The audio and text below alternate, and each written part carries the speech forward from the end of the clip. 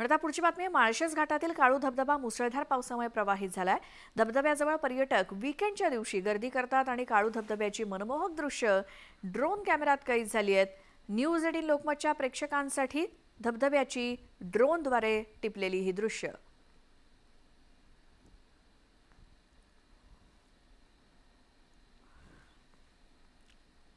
माळशेज घाटात अनेक धबधबे प्रवाहित झालेत आणि त्यापैकी असा सर्वात उंच असा हा धबधबा काळू धबधबा असं त्याचं नाव आहे। मुसळधार पावसामुळे तो प्रचंड असा प्रवाहित झालेला आहे आणि या धबधब्याजवळ पर्यटक वीकेंडला फार गर्दी करतात आणि काळू धबधब्याची ही मनमोहक दृश्य ड्रोनच्या कॅमेऱ्यातून टिपलेली खास न्यूज 18 लोकमतच्या प्रेक्षकांसाठी।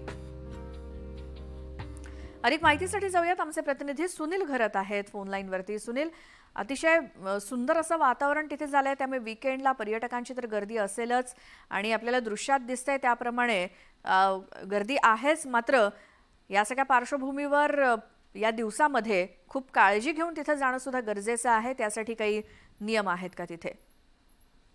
अर्थातच जे शासनाने नियम घालून दिलेले, जे आता भोशी डॅम मध्ये जी घटना घडली त्या घटनेनुसार महाराष्ट्रामध्ये पूर्ण शासनाने नियम लागून दिले। जे पर्यटक स्थळ आहे त्यांच्यावर कुठे जीव धोक्यात घालून जाऊ नका। त्याच बरोबर माळशेज घाटामधील जे महत्त्वाचे धबधबे येथील पोलीस प्रशासन सुद्धा आपली व्हॅन घेऊन आणि तिथे वेळोवेळी नागरिकांना सूचना करत असते की कोणीही आपला जीव धोक्यात घालून या धबधब्यांच्यावर जाऊ नका, स्वतःची काळजी घ्या।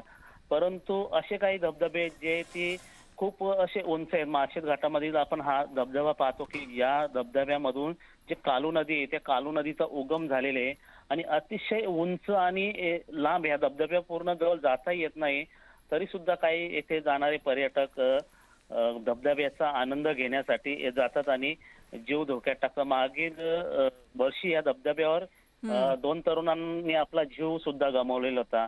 म्हणून असे अनेक धबधबे ते पाहण्यासाठी सुंदर आहेत, म्हणून तिथे शासनाने सांगितले की जाऊ नका, तरी सुद्धा पर्यटक जातात। परंतु जे पर्यटक जातात त्यांनी कुठे आपला जीव धोक्यात घालून जाऊ नये, निसर्गाचा आनंद घ्या परंतु जीव धोक्यात टाकू नका असे शासनाकडून नियम सांगण्यात आलेले आहे। आणि हा विशेषतः हा असा एक सुंदर धबधबा आहे, तो अतिशय उंच आहे आणि या धबधब्याचे जे पाणी पडते ते अर्धे पाणी परतात त्याचं बाष्पीभवन होते आणि इथे उलटा धबधबा म्हणून प्रसिद्ध असे लोक त्या धबधब्याचा आनंद घेण्यासाठी जातात। आणि हे विशेषतः असे सुंदर धबधब्याचे क्षणचित्र जे आपले न्यूज 18 लोकमतचे जे दर्शकांसाठी मुरबाड येथील सचिन पोद्दार आणि प्रशांत घरत यांनी पाठवलेले आहे। बिलकुल सुनील, धन्यवाद या माहितीसाठी।